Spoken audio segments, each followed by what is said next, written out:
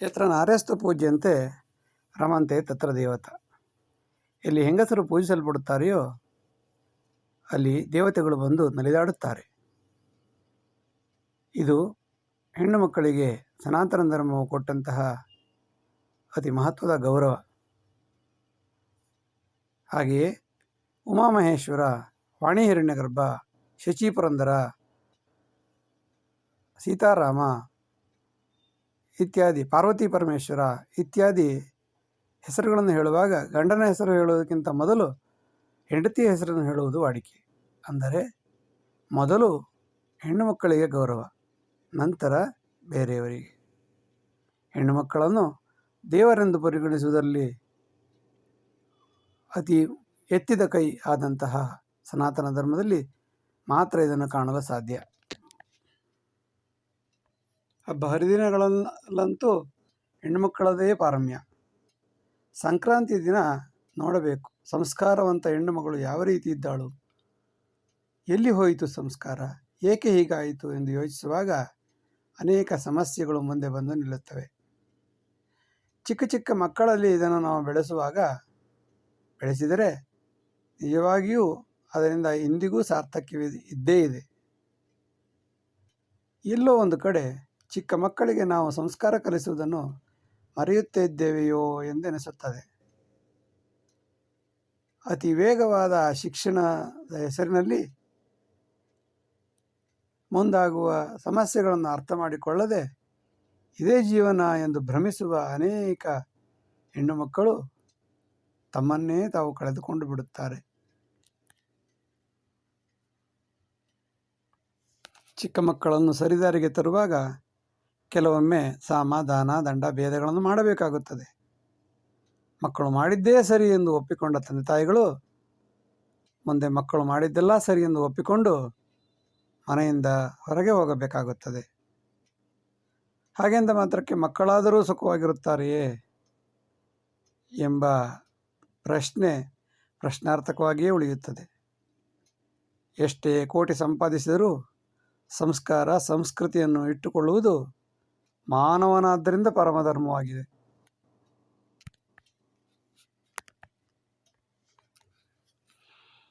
ಮೊನ್ನೆ ತಾನೇ ಮದುವೆಯಾದ ಒಬ್ಬ ಹೆಣ್ಣು ಮಗಳು ಮದುವೆಯಾಗಿ 1 ತಿಂಗಳಿನಲ್ಲಿಯೇ ತನ್ನ ಗಂಡನನ್ನು ತೊರೆದು ಇನ್ನೊಬ್ಬನೊಂದಿಗೆ ಹೋದ ಪರಿಣಾಮವಾಗಿ ಗಂಡನೂ ಆತ್ಮಹತ್ಯೆ ಮಾಡಿಕೊಂಡ.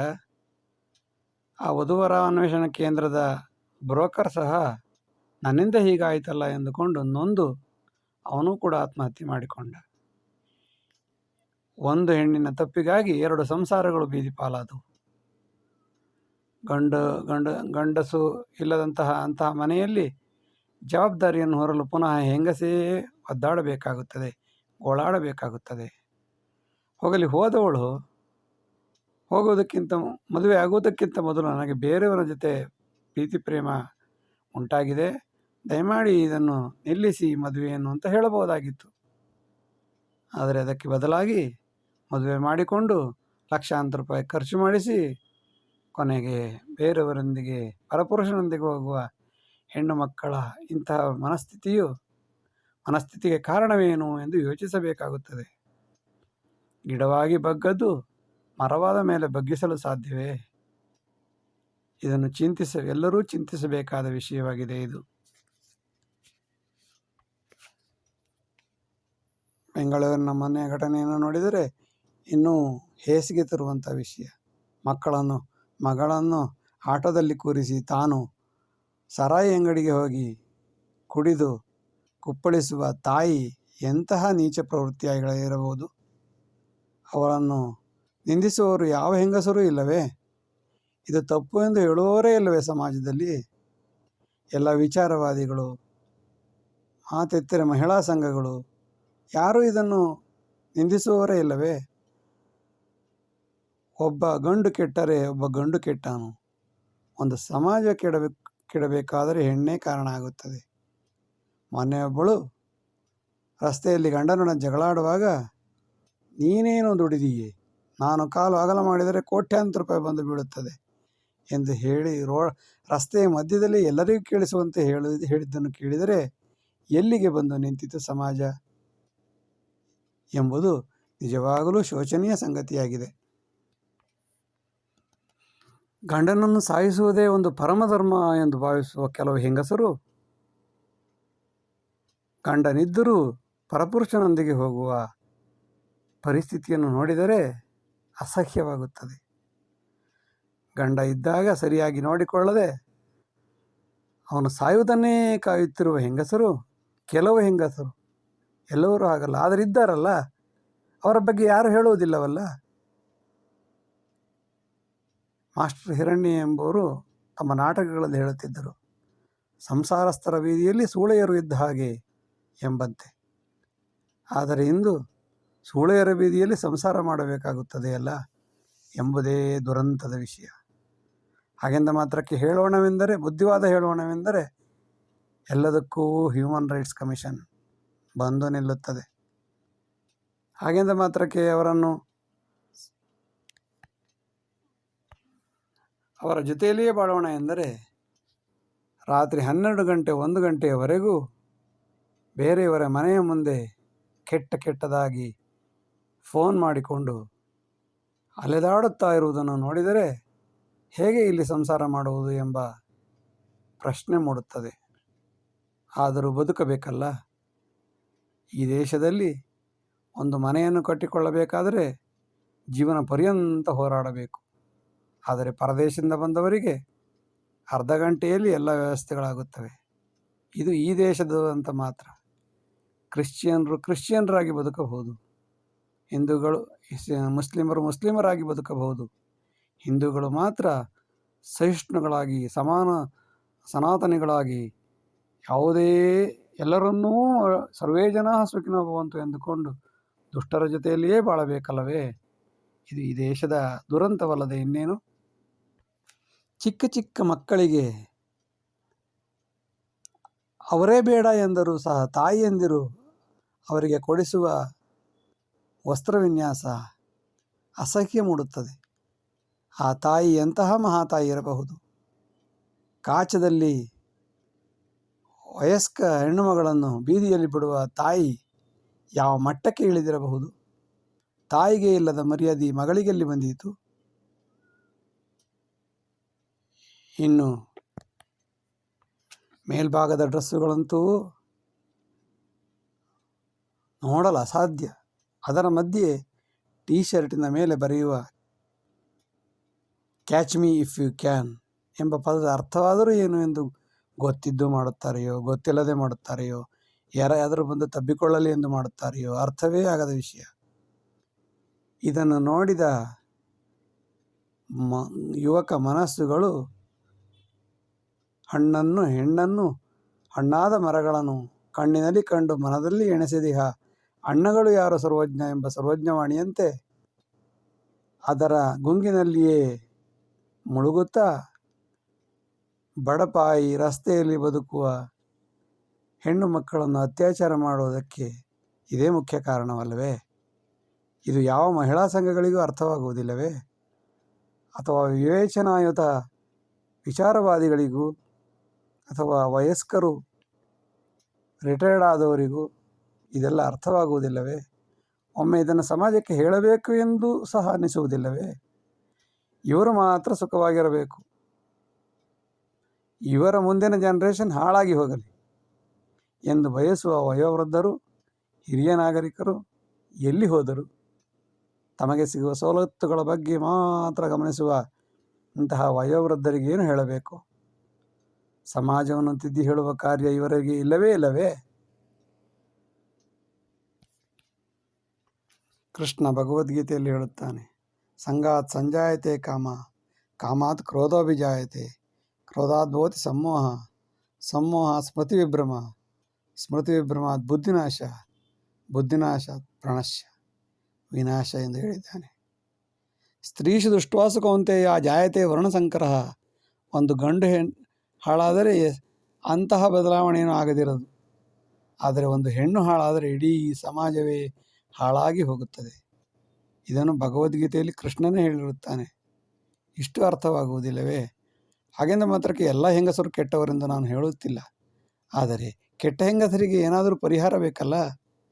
ಅವರನ್ನು ಒಳ್ಳೆಯವರನ್ನಾಗಿ, ಪುರಂದರಿಯರಾಗಿ, ಸಮಾಜದ ಒಳ್ಳೆಯ ದಾರಿಗೆ ಕರೆದುಕೊಂಡು ಹೋಗುವಂತಹ ಸಂಸ್ಕಾರಯುತ ಮಕ್ಕಳನ್ನು ದೇಶಕ್ಕೆ ಅವರೂ ಕೊಡಬೇಕಲ್ಲವೇ? ಅವರ ಪಾತ್ರವೂ ಇದೆಯಲ್ಲವೇ? ಏಕೆ ಇದು ಜನರಿಗೆ ಅರ್ಥವಾಗುತ್ತಿಲ್ಲ? ಒಬ್ಬ ಗಂಡು ಅತ್ಯಾಚಾರ ಮಾಡಿದರೆ ಎದ್ದು ನಿಂತು ಹೋರಾಡುವ ಮಹಿಳಾ ಮಣಿಗಳು ಒಂದು ಹೆಣ್ಣು ಮಾಡಿದ ಅತ್ಯಾಚಾರವನ್ನು, ಹೆಣ್ಣು ಸಮಸ್ಯೆಯಲ್ಲಿ ಹೆಣ್ಣು ಸಮಾಜಕ್ಕೆ ಮಾಡುವ ಆಘಾತಗಳನ್ನು ಏಕೆ ಅರ್ಥ ಮಾಡಿಕೊಳ್ಳುವುದಿಲ್ಲ? ಅದನ್ನು ಅವರು ಹೇಳಬೇಕಲ್ಲವೇ?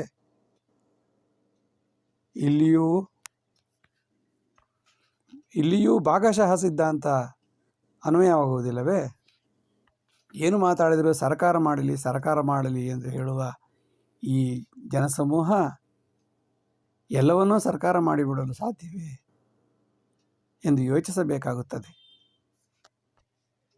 ಇಂದಿನ ಕಾಲದಲ್ಲಿ ಸಮಾಜಘಾತುಕ ಶಕ್ತಿಗಳನ್ನು ಊರಿನ ಹೊರಗಿಟ್ಟು ಬದುಕಲು ಬಿಡುತ್ತಿದ್ದರು. ಇಂದು ಅವರನ್ನು ಜೊತೆಯಲ್ಲಿಯೇ ಸೇರಿಸಿಕೊಂಡು ನೋಡಲು ಆಗದೆ, ಸಹಿಸಿಕೊಳ್ಳಲು ಆಗದೆ ಒದ್ದಾಡುವ ಸ್ಥಿತಿ ಇಲ್ಲಿಗೆ ಬಂದು ನಿಂತಿದೆ.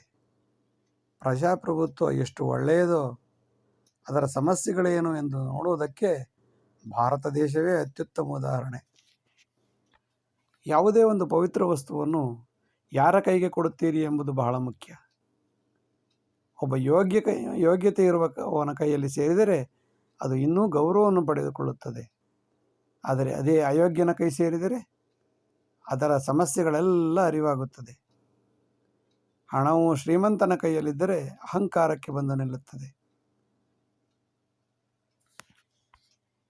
ಅದೇ ಯೋಗ್ಯತಾವಂತನ ಕೈಯಲ್ಲಿದ್ದರೆ ದಾನ ಧರ್ಮಗಳಿಗೆ ಉಪಯೋಗವಾಗುತ್ತದೆ.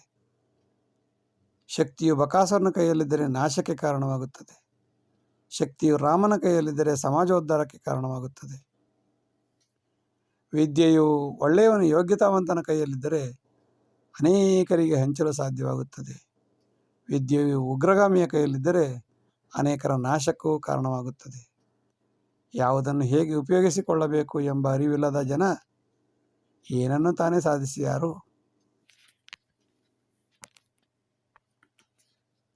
ಕೇವಲ ಅಲ್ಲಿಂದಲ್ಲಿಗೆ ಜೀವನ ನಡೆಸುವ ಹೆಂಗಸರು ಅವರ ಆಡಂಬರಗಳನ್ನು ನೋಡಬೇಕು, ಅಹಂಕಾರದ ಪರಾಕಾಷ್ಠೆಯನ್ನು ನೋಡಬೇಕು. ಶ್ರೀಮಂತರಾದ ಹೆಣ್ಣು ಮಗಳು ತನ್ನ ಗೌರವವನ್ನು ಕಾಪಾಡಿಕೊಳ್ಳುತ್ತಾಳೆ. ಅತೀ ಬಡವಳಾದ ಹೆಣ್ಣು ಮಗಳು ಸಹ ತನ್ನ ಗೌರವವನ್ನು ತಾನು ಕಾಪಾಡಿಕೊಳ್ಳುತ್ತಾಳೆ.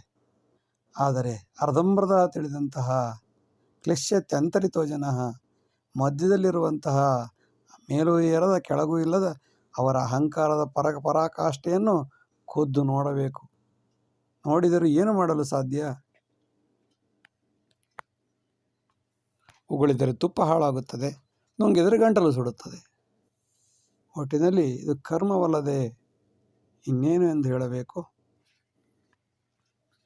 ಕುಟುಂಬವೇ ಸರಿಯಿಲ್ಲದಿದ್ದಾಗ ಸಮಾಜವು ಸರಿಯಿರಬೇಕು ಎಂದು ನಿರೀಕ್ಷಿಸುವುದಾದರೂ ಹೇಗೆ? ನಮ್ಮ ಗಂಡ ಇಲ್ಲ, ನಾನು ಬ್ರಹ್ಮಚಾರಿ, ನನ್ನ ಗಂಡನನ್ನು ಸಾಯಿಸಿದ್ದೇನೆ, ಅವಳು ಬ್ರಹ್ಮಚಾರಿ. ಇನ್ನು ಬರುವ ಮೊಮ್ಮಗಳು ಅವಳ ಗಂಡನನ್ನು ಸಾಯಿಸುತ್ತೇನೆ, ಅವಳು ಬ್ರಹ್ಮಚಾರಿ. ನಮ್ಮದು ಬ್ರಹ್ಮಚಾರಿಯ ಕುಟುಂಬ ಎಂದು ಬದುಕುವವರ ಮಧ್ಯೆ ಹೇಗೆ ಸಂಸಾರಸ್ಥರು ಜೀವನ ಮಾಡಬಹುದು? ಇದನ್ನು ಎಲ್ಲ ಸಂಸಾರಸ್ಥರು ಅರ್ಥ ಮಾಡಿಕೊಂಡು ಹೇಗಾದರೂ ಮಾಡಿ ಮಹಿಳಾ ಸಂಘಗಳ ಮೂಲಕ, ಯಾವುದಾದರೂ ಒಂದು ಸಂಘಟನೆಯ ಮೂಲಕ, ಅಥವಾ ತಮಗೆ ಸಾಧ್ಯವಿರುವ ಎಲ್ಲ ಸಾಧನಗಳ ಮೂಲಕ ಇದನ್ನು ಸಮಾಜವನ್ನು ತಿದ್ದುವುದೊಂದೇ ಇದಕ್ಕಿರುವ ಪರಿಹಾರ. ಇದಕ್ಕಾಗಿ ಎಲ್ಲರೂ ಎಚ್ಚರಗೊಳ್ಳಬೇಕು. ಮಾನವ ಜನ್ಮ ದೊಡ್ಡದು, ಅದು ಹಾನಿ ಮಾಡಲು ಬೇಡಿ ಹುಚ್ಚಪ್ಪಗಳಿರ ಎಂದು ಪುರಂದರದಾಸರು ಹೇಳಿದಂತೆ, ಒಳ್ಳೆಯವರು ಒಳ್ಳೆಯತನವನ್ನು ಇಟ್ಟುಕೊಂಡರಷ್ಟೇ ಸಾಲದು, ಅವರು ಕೆಟ್ಟವರನ್ನು ಸರಿದಾರಿಗೆ ತರಲು ಪ್ರಯತ್ನಿಸಬೇಕು. ಸಾಧ್ಯವಾದಷ್ಟು, ಕೈಲಾದಷ್ಟು ಸಮಾಜ ಸೇವೆ ಮಾಡೋದರ ಮೂಲಕ ಇಡೀ ಸಮಾಜವನ್ನು, ಒಗ್ಗಟ್ಟಿನಿಂದ ಸುಸಂಸ್ಕಾರಯುತ ಸಮಾಜವನ್ನು, ನೀತಿಬದ್ಧವಾದ ಸಮಾಜವನ್ನು ಬೆಳೆಸಲು ಅನುವು ಮಾಡಿಕೊಳ್ಳಬೇಕು. ಇದರಿಂದ ನಾವು ಬೆಳೆಯುವುದಷ್ಟೇ ಅಲ್ಲದೆ ನಮ್ಮ ನಂತರದ ತಲೆಮಾರಿನ ಜನಗಳು ಸುಖವಾಗಿ ಸಮೃದ್ಧಿಯಾಗಿರಲು ಸಾಧ್ಯ. ಇಲ್ಲದಿದ್ದರೆ ಪರಕೀಯತೆ, ಪರಾಕ್ರಮ, ಅತ್ಯಾಚಾರ, ಅನಾಚಾರಗಳು ಹೆಚ್ಚಾಗಿ if all noble people keep quiet idiots flourish ಎಂಬ ವಿವೇಕವಾಣಿಯಂತೆ ಒಳ್ಳೆಯವರು ಸುಮ್ಮನಿದ್ದಾಗ ಕೆಟ್ಟವರೆಲ್ಲ ಎದ್ದೆದ್ದು ಕುಣಿದಾಡುತ್ತಾರೆ ಎಂಬ ವಿವೇಕ ಅಂದರ ವಾಣಿಯಂತೆ ಒಳ್ಳೆಯವರು ಹೇಗಾದರೂ ಮಾಡಿ ಕೆಟ್ಟತನವನ್ನು ಕಡಿಮೆ ಮಾಡಲು ಪ್ರಯತ್ನಿಸಬೇಕು ಎಂಬುದಷ್ಟೇ ಈ ಮಾಧ್ಯಮದ ಉದ್ದೇಶ.